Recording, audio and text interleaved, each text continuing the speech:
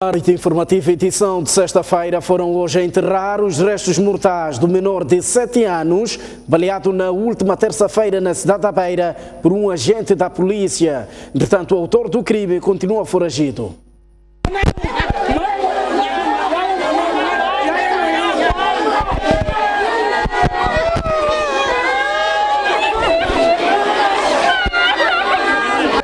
Estes foram os momentos que marcaram o último adeus do pequeno João, que foi alvejado mortalmente por um agente da Polícia da República de Moçambique na tarde da passada terça-feira no bairro da Munhava, na cidade da Beira.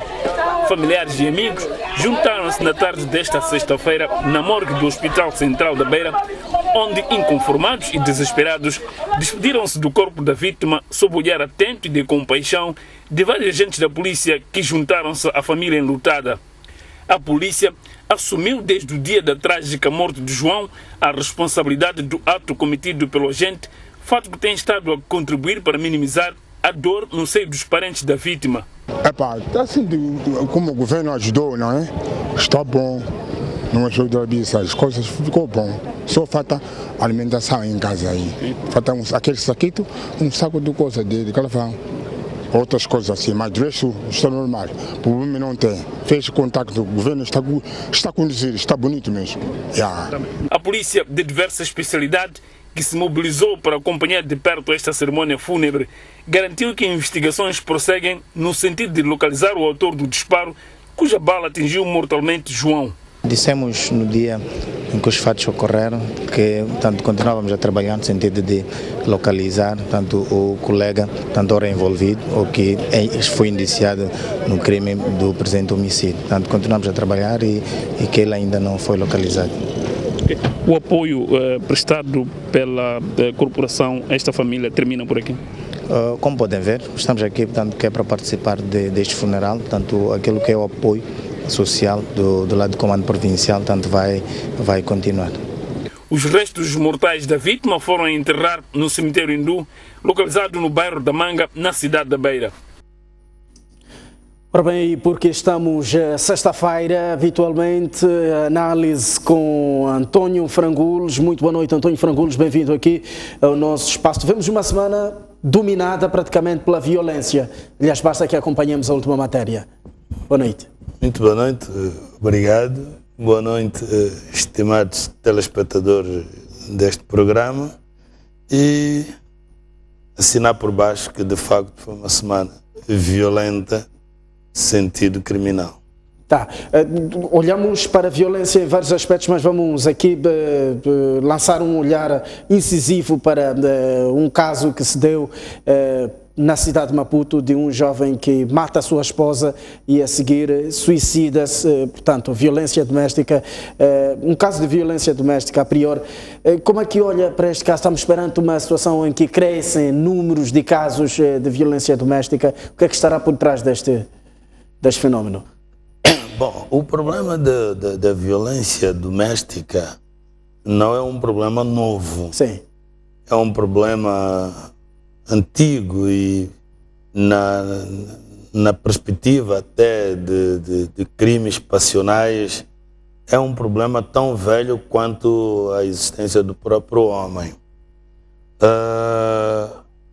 O que acontece é que com os meios de informação hoje, que a informação corre, célere e em tempo real, e também há uma aldeia global maior, o que parece é exatamente esta vamos lá, parece que está a recrudescer. Mas também pode estar a recrudescer porque, sendo o crime um fenómeno social, é um fenómeno dinâmico, como a própria sociedade o é. E hoje o dinamismo nesta questão da etiologia criminal no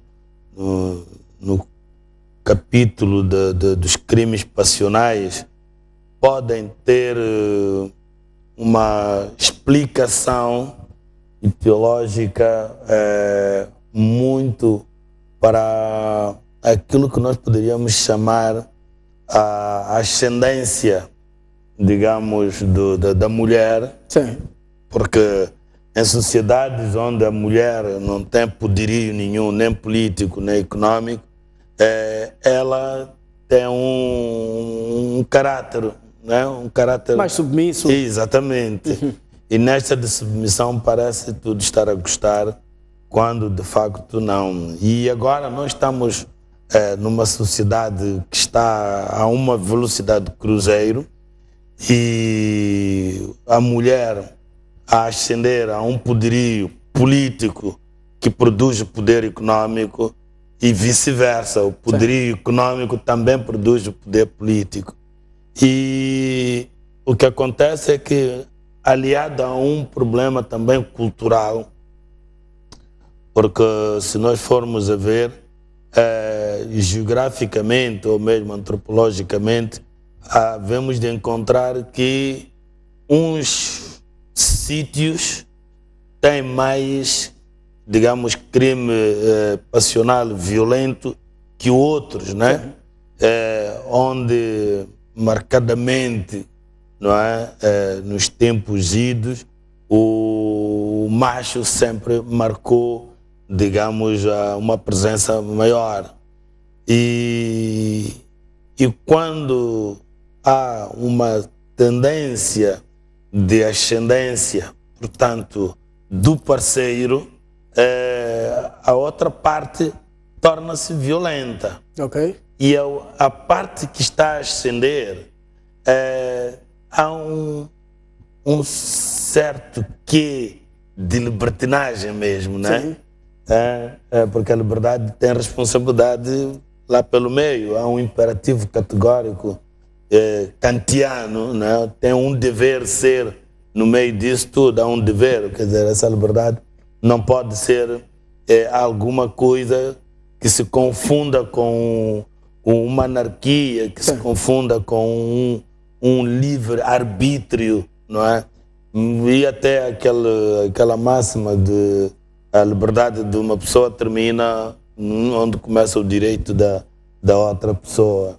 Então, nós se formos a ver casuisticamente, né? Neste caso que surpreendeu a cidade de Maputo, era preciso que se fizesse, digamos, não digo uma mini investigação, mas uma mínima escutação.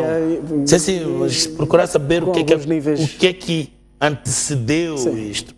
Eu ouvi assim, digamos que é o de leve, que havia um problema, até rodou nos WhatsApp, não sei qual é o nível de credibilidade, mas pareceu-me que, porque até nos WhatsApp já quem chamava isso um crime privilegiado, e por aquilo que eu ouvi, perdia, portanto, esse privilégio, na medida em que o que se fala que se deu no meio do casal, deu-se e o homem teve tempo de refletir.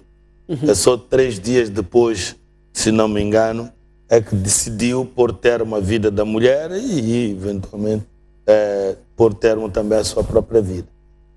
Mas dizia eu que uma pequena auscultação não precisa de uma investigação tão profunda para poder perceber, mas seria uma amostra que viesse a justificar outras situações que estão a ser recorrentes na nossa sociedade hoje.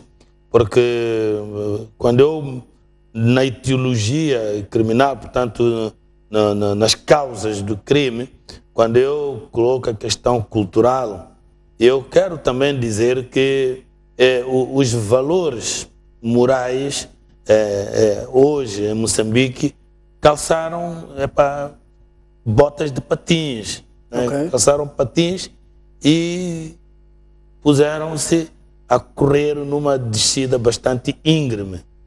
E isto tem as suas consequências, porque lá está o problema, né? A pessoa, por vezes,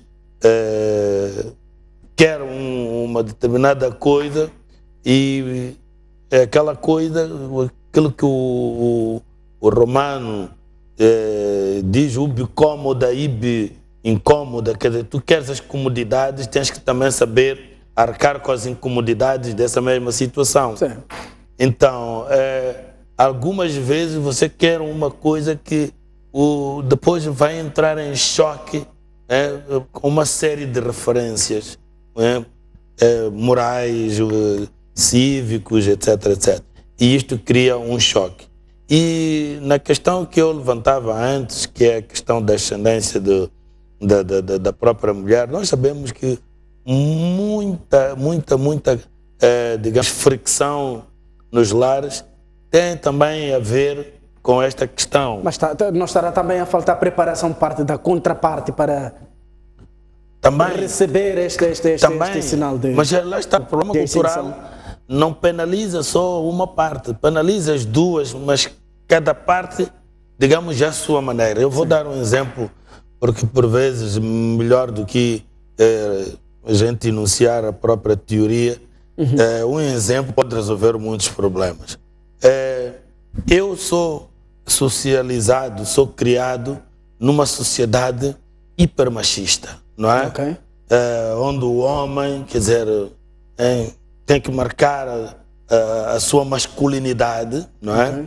E com musculatura até, e qualquer situação resolve-se, não é? Com pancada, e há um certo polir do ego bastante exacerbado. Sim. E nós encontramos isto, aqueles homens que, sei lá, eu é que sou o Senhor aqui, até na Bíblia está escrito, Deus criou o homem primeiro, depois com pena criou a mulher para fazer companhia ao homem. Okay. Até teve que tirar da costela minha para criar a mulher. E não diz que lá no Éden estava Eva e Adão, diz que estava o Adão e Eva. Okay. Quer dizer, e isto aqui é uma socialização, é um valor, não é, cultural que se inocula, que se inculca na pessoa. E isto, né, vai moldar aquilo que é a personalidade da pessoa, o caráter da pessoa. Sim. E vamos lá, amanhã casa-se, não é? Com alguém que vem de uma socialização moderna, não é? Okay. Tudo bem, tu és mulher, mas tu tens o teu lugar na sociedade, tu não podes olhar-te, não é? Numa perspectiva de inferioridade, não é? Porque aqui, afinal de contas, vocês dois são uma mesma pessoa, quer dizer, carrega para a coisa, para o lar, não é? Valores, até certo ponto, diametralmente opostos relativamente à socialização do parceiro com quem vai começar uma nova vida. Entrou em rota de colisão. Exatamente. Ok. E isto aliado ao poderio, porque o que poderia até mitigar, não é, o caráter que vem do outro lado, em contraposição com o caráter que vem do lado oposto dela, o que haveria de mitigar é uma situação de sujeição, de submissão. Sim. Quer dizer, não tendo, quer dizer, vamos lá, rica em necessidades. Fosse uma pessoa rica em necessidades.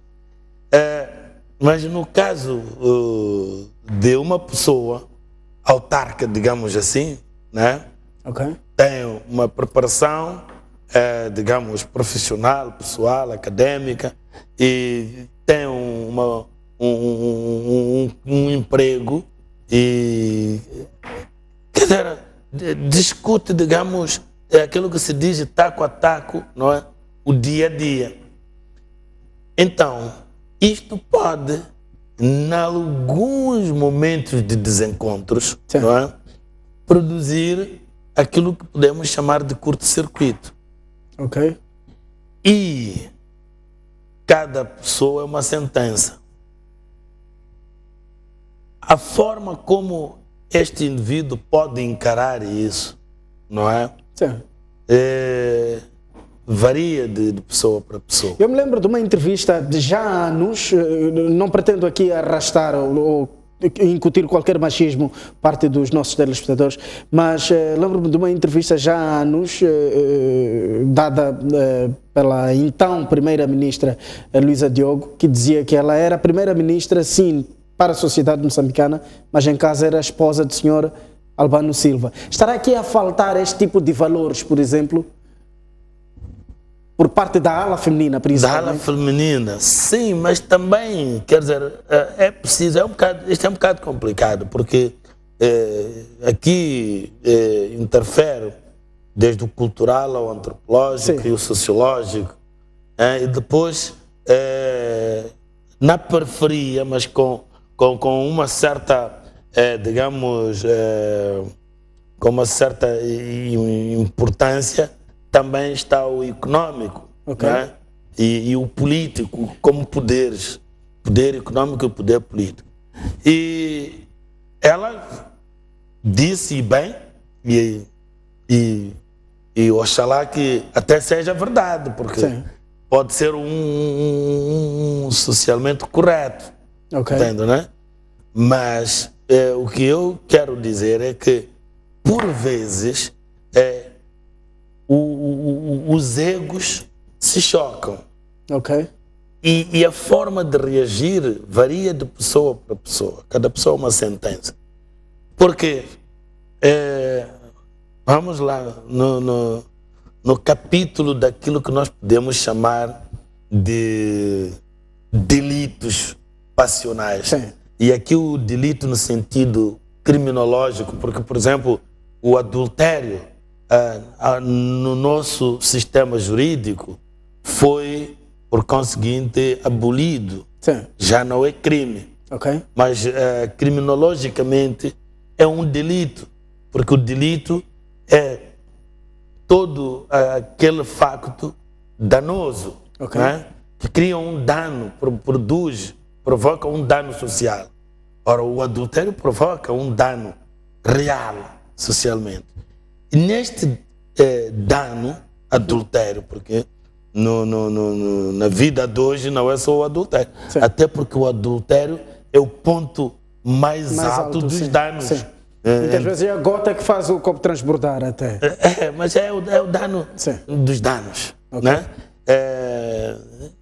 Quer dizer, quando se comete o adultério numa casa, quer dizer, o casamento deixa, digamos, de existir. Sim. Então, veja só que o ego machista, okay, na maior das vezes, o homem até diz com muito orgulho, que perdoou tudo menos o adultério. Okay. E a mulher perdoa. Perdoar não é esquecer, mas perdoa. Okay. Dói uma semana, um mês, 6 meses, cada qual tem a sua capacidade de encaixe, não é? A sua elasticidade. Até é educada a digerir esse tipo de lá está mais uma vez o problema, sim, cultural. Sim. Ela é educada, sim, no perdão deste mal, okay, que é o mal dos males numa família. Tá. Mas o homem, ao mesmo tempo, até na mesma aldeia, digamos, global, né? Portanto, sendo da mesma, sim, sociedade, ele é educado de outra maneira. A não aturar. E educado inclusivamente a negar. Ok. Mesmo quando apanhado em flagrante delito. Ele é educado a nunca dizer que sim, eu de facto fui apanhado a praticar. Eu estava a lutar porque, e sei lá, eu estava a tomar banho no rio, ou porque, pai, depois veio ter comigo, pai, estávamos a lutar, quer dizer, eu já ouvi isto com pessoas até respeitadas. Então, para dizer que acontece algumas vezes, não é, que esse homem também tem uma educação no sentido de perdoar.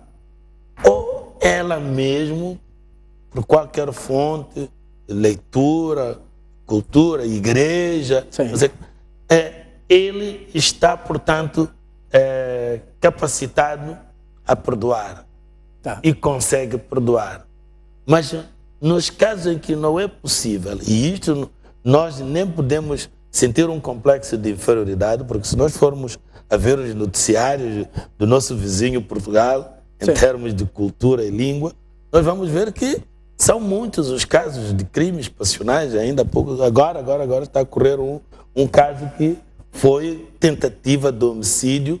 Não fosse a intervenção pronta da polícia judiciária ou da polícia de segurança mesmo, estava já a estrangular aquela que foi mulher dele, era mulher dele.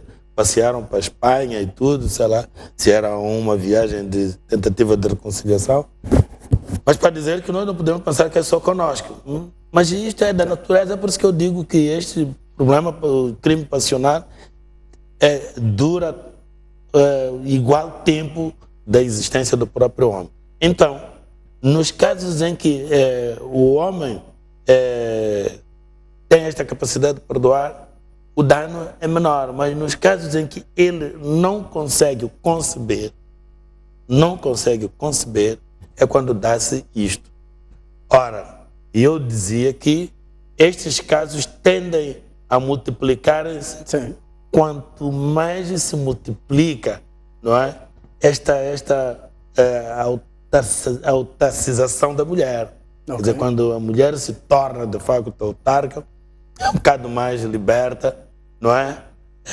Conversando aí assim, não sei se sou eu só que converso, que normalmente hoje se ouve, o que não se ouvia no meu tempo, em que diz que é ela por ela. Quem de ferro mata, de ferro morre.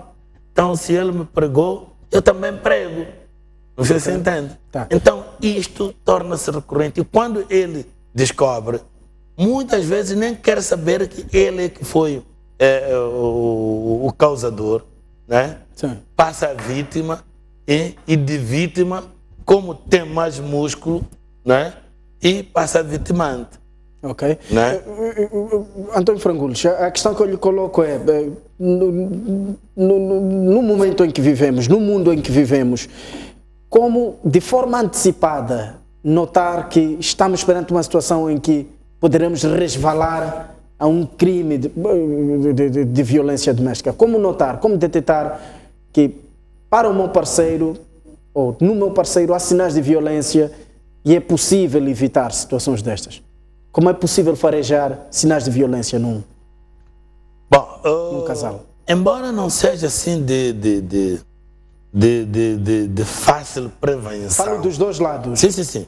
Embora não seja de muito fácil prevenção, mas os padrinhos, né, têm um papel importante. Os próprios pais, sobretudo, eu não gosto muito de usar este conceito de sexo. Eu prefiro usar elo.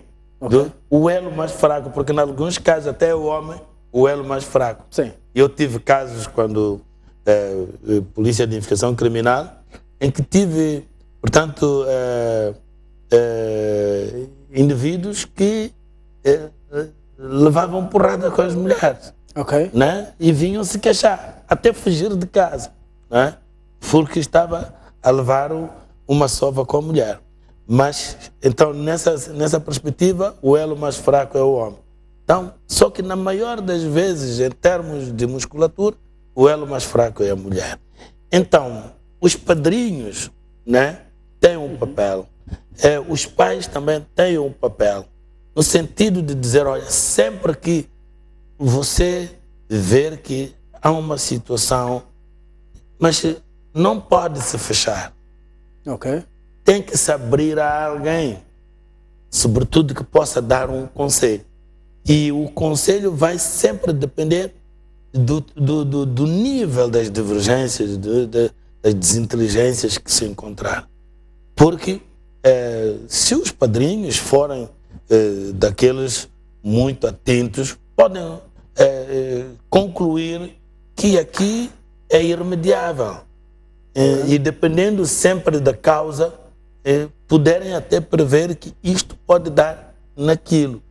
E a partir dali, começarem a pensar nas possíveis soluções de prevenção para prevenir que um mal maior, digamos que começarem a pensar naquilo que nós poderíamos chamar de soluções cautelares, para cautelar no sentido de evitar que um dano maior aconteça. As medidas cautelares, mesmo em processo, tanto civil como criminal, têm sempre esse objetivo, o de tentar salvar em tempo útil, não é? Um bem maior. A vida, neste caso concreto, é o bem maior de todos os outros bens. A separação pode ser uma das medidas? Pode ser, sim. O diálogo já mediado. Porque há um diálogo que é entre eles que muitas vezes é ruído. Sim. Não é? E resvalam em altercações, portanto, vias de facto.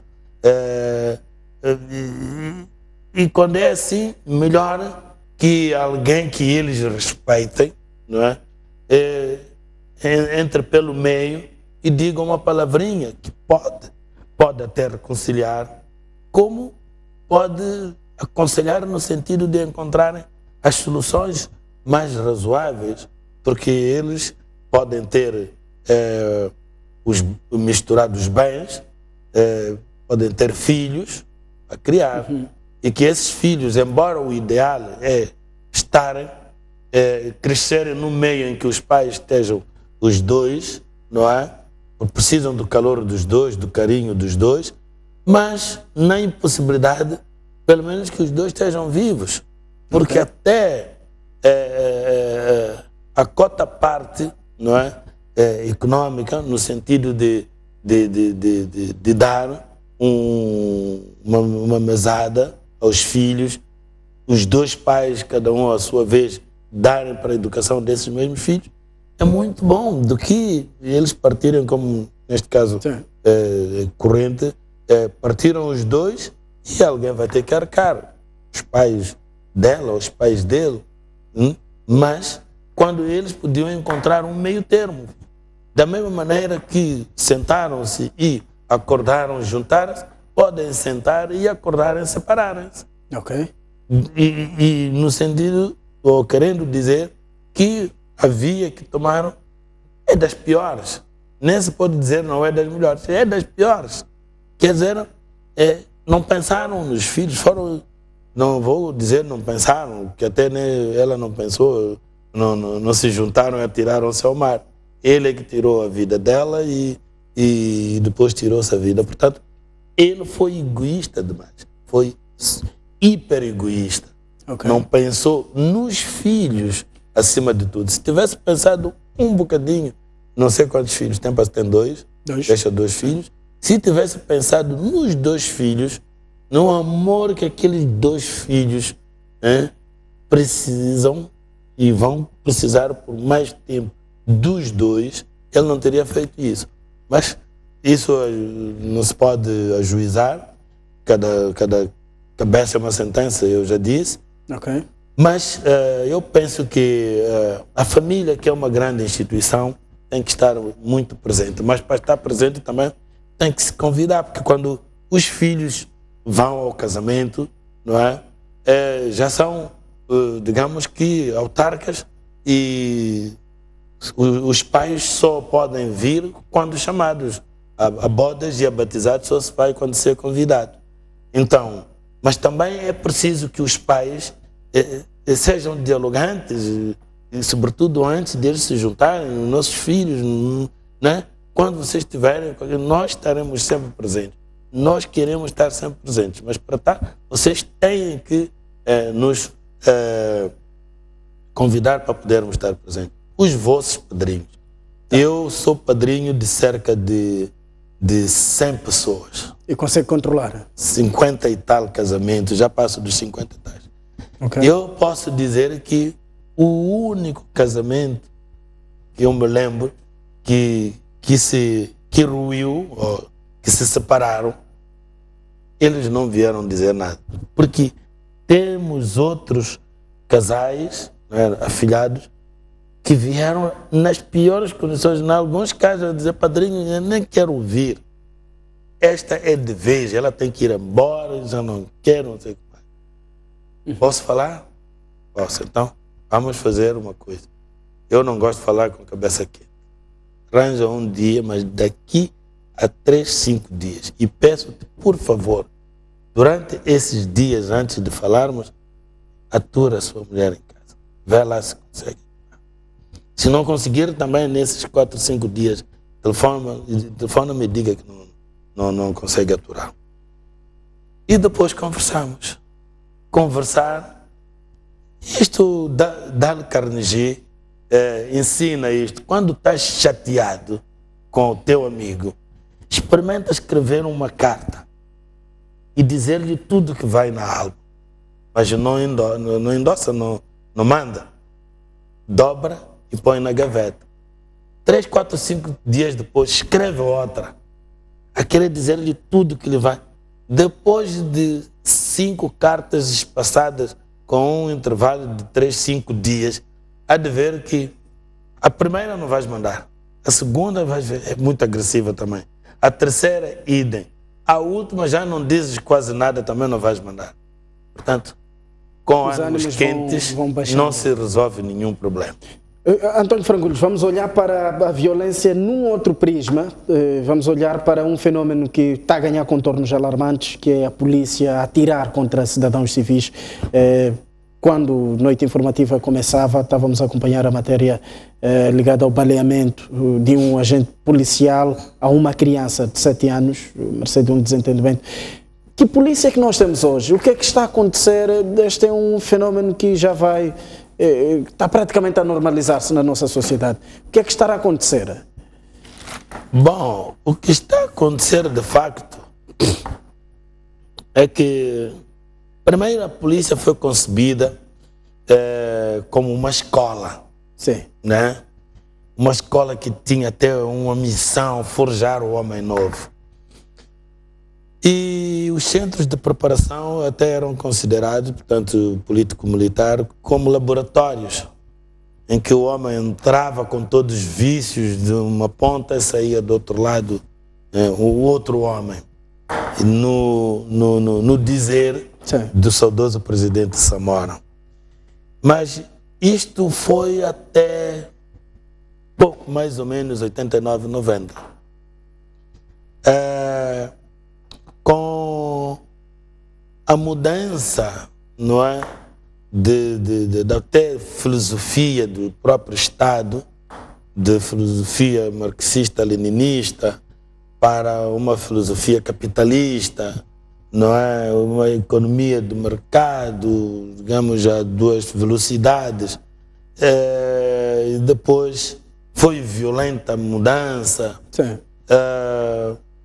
O que aconteceu é que houve este semi-abandono, não é, do próprio modelo. E depois começou uma invasão de outros valores, certo? Para as mesmas pessoas ou pelas mesmas pessoas. Não é? Começaram a aprender outros valores, digamos, vícios. E diz o provérbio que as virtudes ganham-se muito dificilmente, não é? E os vícios muito facilmente. Sim. E as virtudes muito facilmente se esvaem, enquanto que os defeitos muito dificilmente se vão. Aquilo parece o eletrão da última camada. Então, a nossa polícia, de algum tempo para cá, quero dizer, abandonou uma série de princípios, uma série de critérios. Até o próprio projeto, o compromisso que a polícia tinha para com o povo, o compromisso que tinha para com a Constituição, para com a lei, com a defesa do próprio povo, da comunidade. Quer dizer, começou a sair para ali como quem vai para um serviço, deixou de ser uma missão, né? Okay. E, entretanto, começamos a ver também a infiltração, portanto, não havia já critérios, começou a entrar pessoas de qualquer maneira e com alguma culpa dos próprios dirigentes deste país. Porque, por exemplo, em 1978, se eu não me engano, se a memória não me trai, ensaiou-se um modelo de que os polícias tinham que vir da defesa depois de cumprido o serviço militar. Serviço militar, sim. Isto foi ensaiado, creio que deve ter-se formado 2, 3 cursos. Lembro-me que um dos comandantes, o primeiro comandante para gerir esse modelo, depois de gerir a formação político-militar dos ex-presos políticos, né? Quando estes saíram em 78, começou este ensaio dos novos contingentes para a polícia. Portanto, idos da defesa, vinham para Matalã e lá faziam o curso básico. E 2 cursos, 3, estava-se a desistir-se com uma razão até cômica. Mas foi essa mesmo, porque eu ainda estive perto, digamos, das discussões. E quais foram as razões? É que a defesa, quando fossem as DFs, como se costuma dizer, destacamento feminino, ou WP, que também polícia mulher, não é? WP, o W de woman, o P de polícia, de polícia woman. Então, diziam que a defesa mandava as feias. E se fosse homem, os menos formados. E defenderam essa tese que conseguiram estancar, portanto, esta fonte. Mas entrou um bom número de pessoas vindas dessa fonte, que não é até o mal maior, até nem menor era. Mas o mal começa, por mim, quando começam os chamados centros regionais. Formação de polícia ao nível do sul, em Matalã, formação ao nível do centro, creio que era em Dondo, ao nível da zona norte, era mesmo em Nampula, o campo ficava ali em Natiquir, portanto em Nampula. O recrutamento começou a ser, digamos que, menos rigoroso. Não em termos de critérios de habilitações literárias, mas, acima de tudo, que pessoa é essa que está a vir para a polícia? Bom, os centros regionais duraram o tempo que duraram,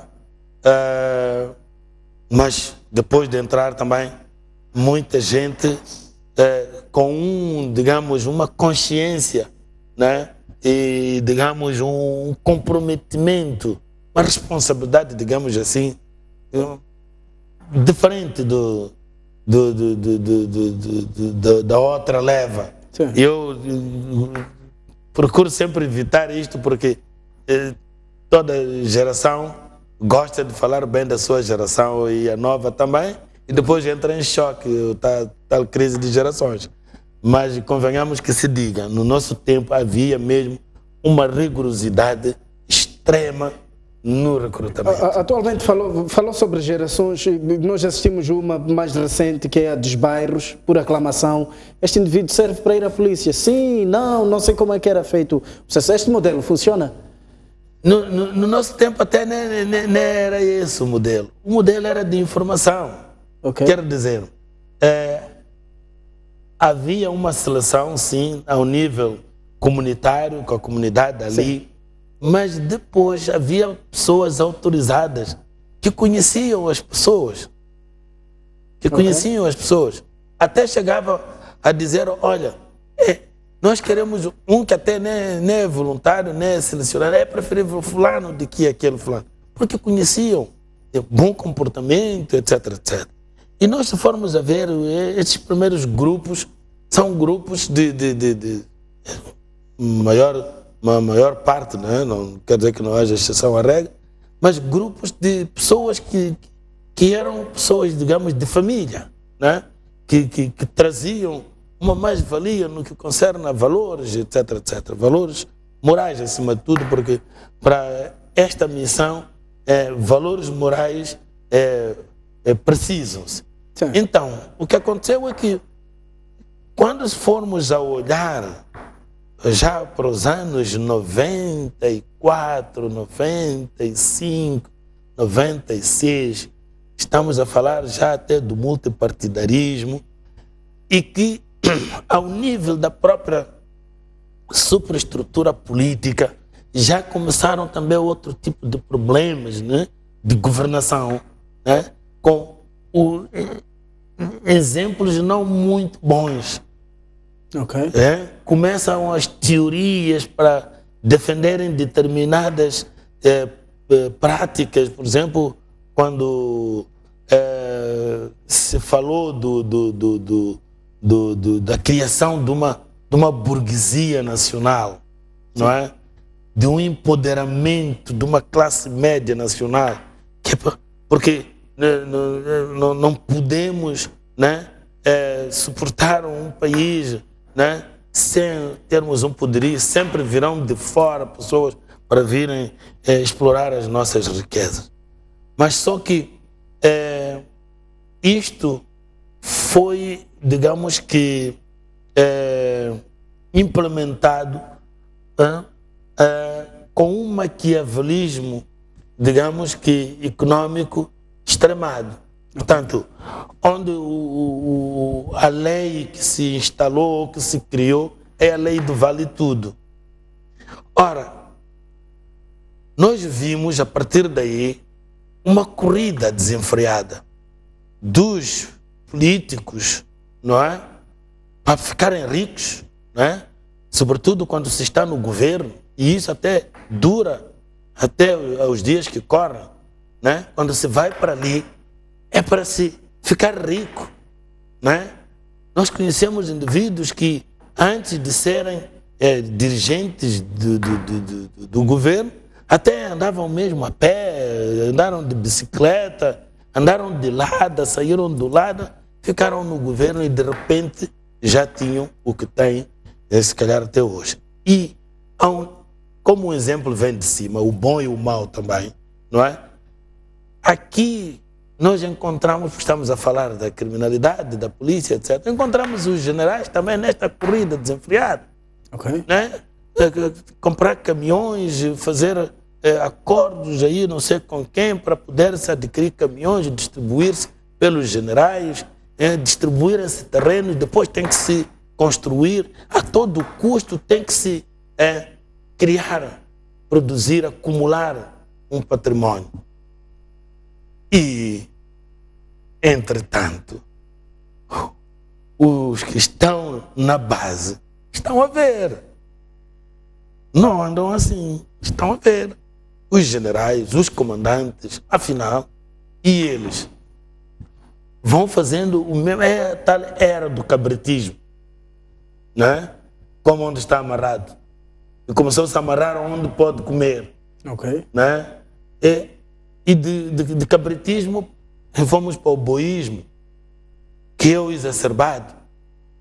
Então, depois disso, nós vimos num outro consulado também, que passou-se deste, né, maquiavelismo econômico também exacerbado, que era para poder-se produzir a tal burguesia nacional, a tal classe média nacional, mais ou menos a Franz Fanon, não é? Então, encontramos um outro consulado que dizia que nós não podemos ter medo de ficar ricos. Temos que ficar ricos. E extremou, deu continuidade a este princípio, a esta regra do vale tudo, deste maquiavelismo econômico, extremadíssimo, e que depois terminava com tal valor de autoestima. Temos que ter a autoestima. Mas aqui a autoestima nem era o objetivo. O objetivo era ficar rico e todo mais era por tabela. Era fatalismo. Quer dizer, a autoestima viria, porque quem tem dinheiro é respeitado na sociedade. Independentemente de onde veio, como veio esse dinheiro. Você, se é rico, não é? Tem o poder econômico, tem o poder político. E se não tem o poder político, não é? Arranja o poder político que terá o econômico. Hoje em dia, estas duas vertentes são mais do que uma realidade. Então, não havia tempo para olhar para todos aqueles valores que foram ontem defendidos, não é? E, como eu dizia, os comandantes estavam preocupados, e até alguns continuam preocupados. Eu lembro-me que houve um coordenador que depois me vieram soprar, que até foi realizado nos pequenos Libombos. E a grande discussão era, temos que passar a chave, temos que passar o testemunho à nova geração, aos jovens. Então alguns comandantes levantavam-se e acusavam-se.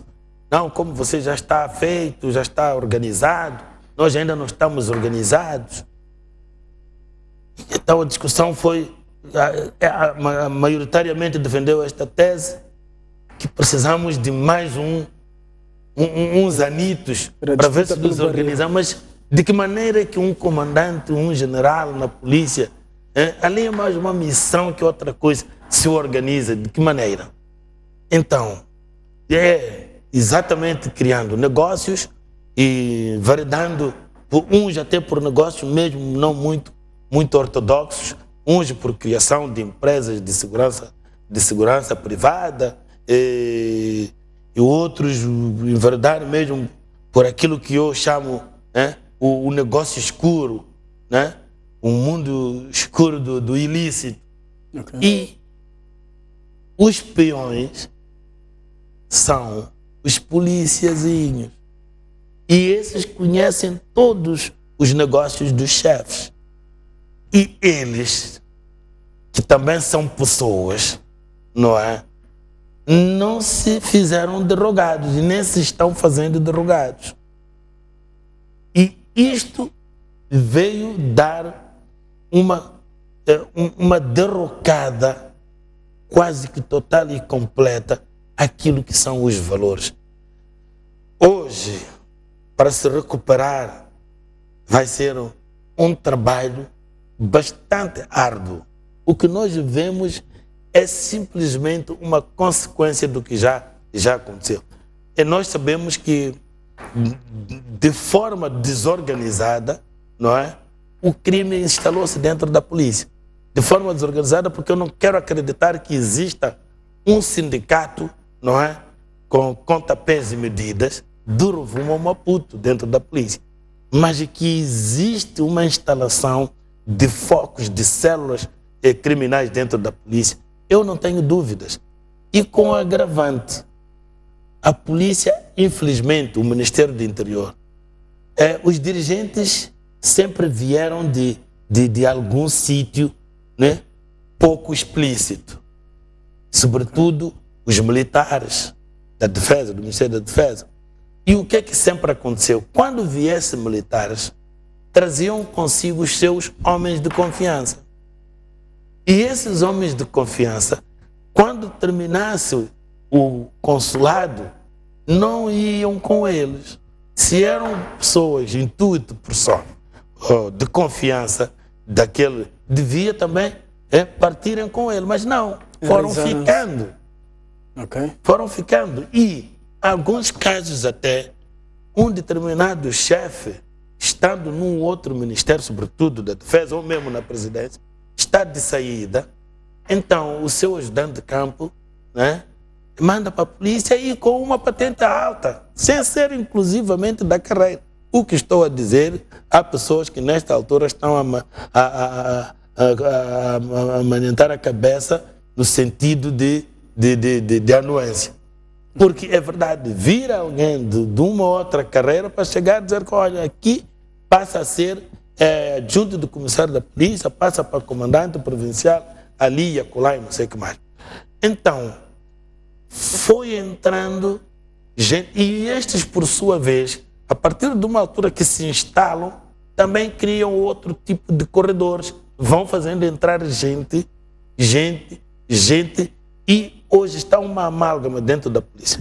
Eu não me admiro quando aquele comandante diz alto e a bom tom que não existe nenhum Ramiro na polícia, não é verdade?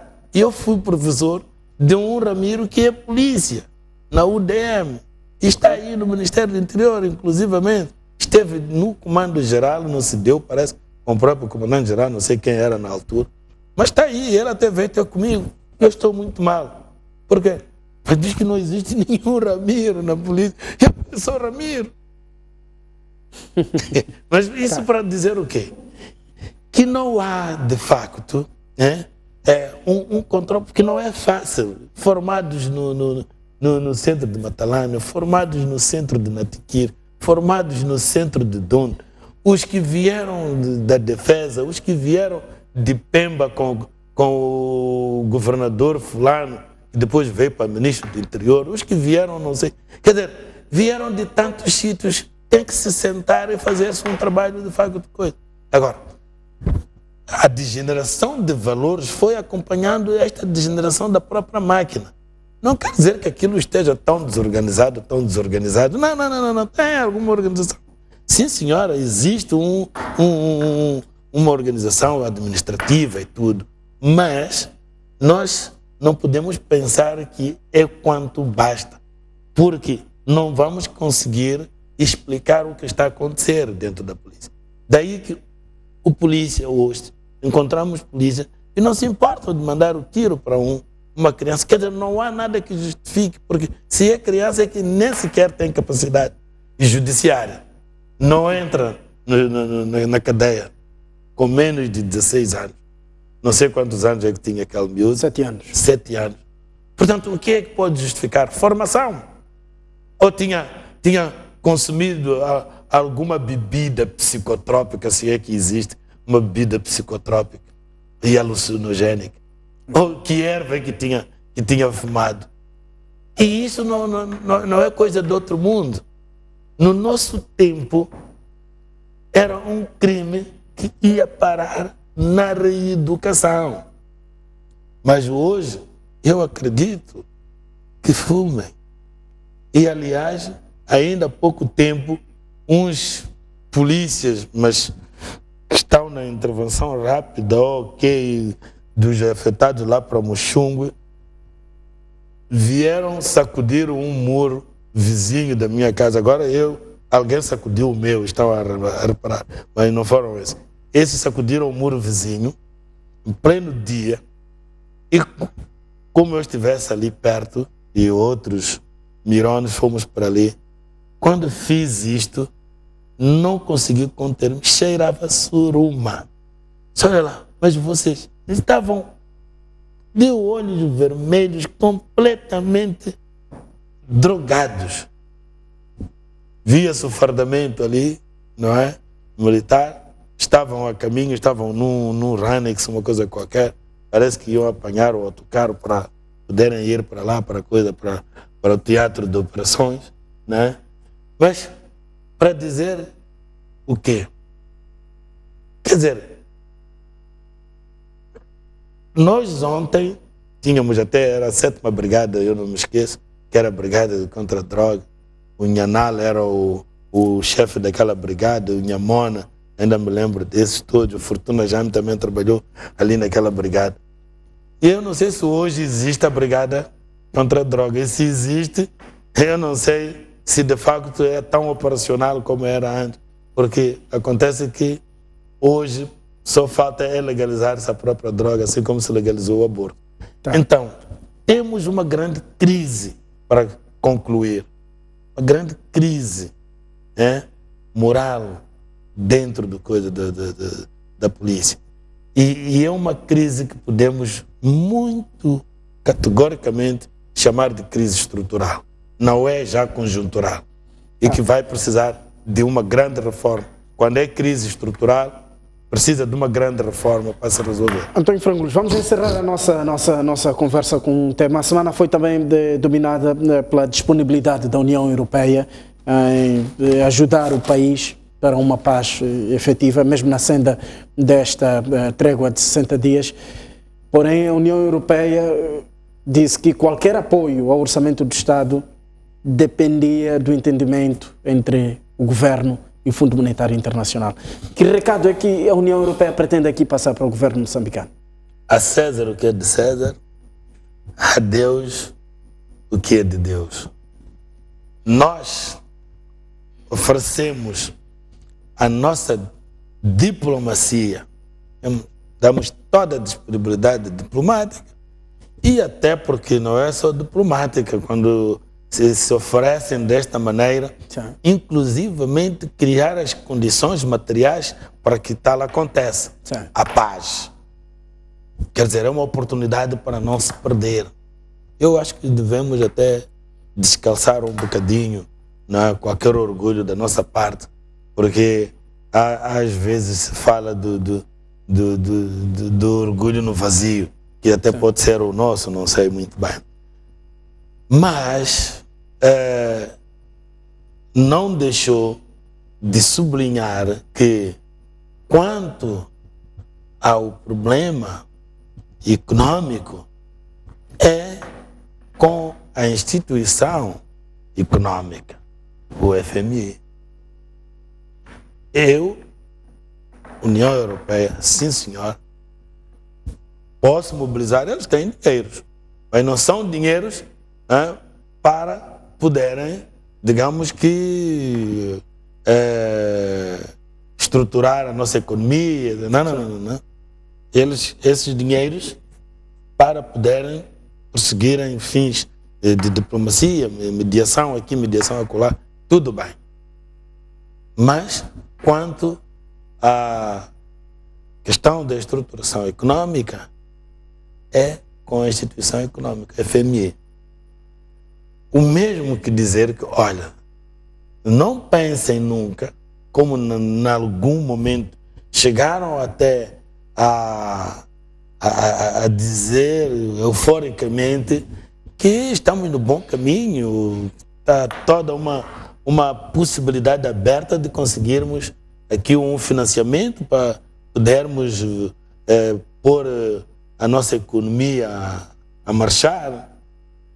E viu-se a saída daquela missão, disse, não, só no primeiro trimestre, como que dizer, depois de se ver os resultados, não é, da auditoria, se não foram 90 dias, foram marcados, coincide.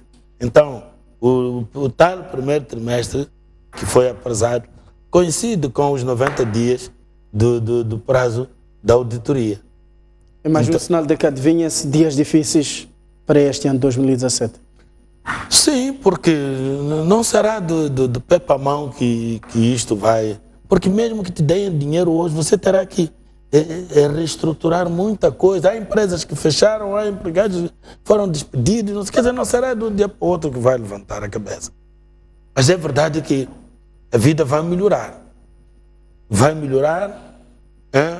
A inflação não vai subir, em princípio, vai ficar, vai se conter e até pode baixar um bocadinho, não é?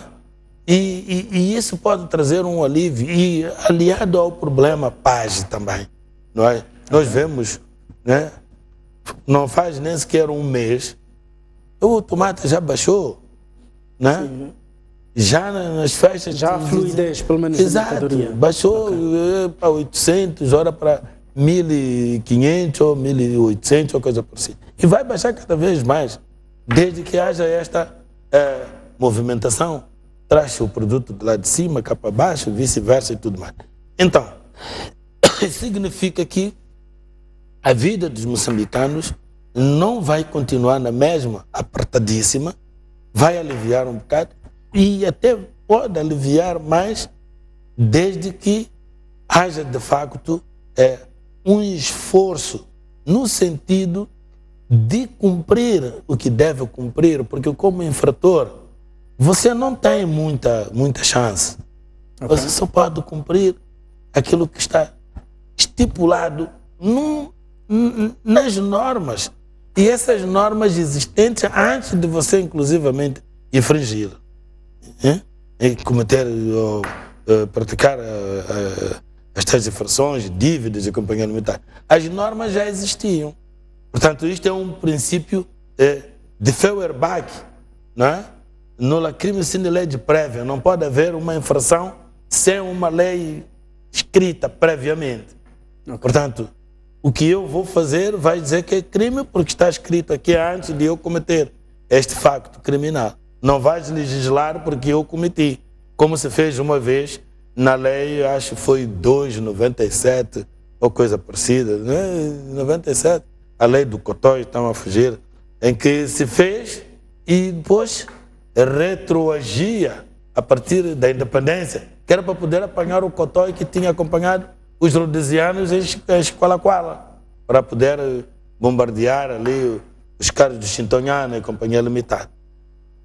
A lei criminal não pode retroagir, não pode voltar para trás. Então, para dizer o quê? Que aquelas regras, e nós sempre dissemos isto, quer dizer, um dia eu cheguei, quer dizer, bom, eu estou a ver escrito, as pessoas a dizer e tal, não sei o quê, mas eu prefiro dar o benefício da dúvida a mim próprio.